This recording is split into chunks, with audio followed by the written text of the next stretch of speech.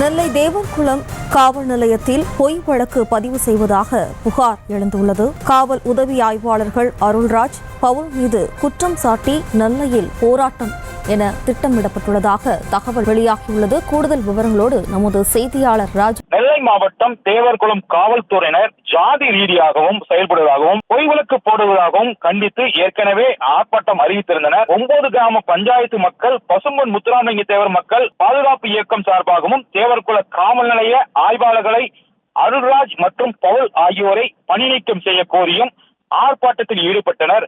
தடையை மீறி ஆர்ப்பாட்டத்தில் ஈடுபட்ட பொதுமக்களை காவல்துறையினர் கைது செய்தனர். இதனிடையே காவல்துறைக்கும் இளைஞர்களுக்கும் இடையே தள்ளுமுள் ஏற்பட்டது.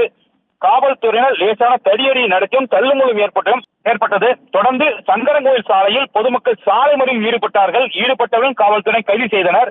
இதனால் சங்கரன்கோவில் சாலையில் போக்குவரத்தும் பாதிப்பு ஏற்பட்டது.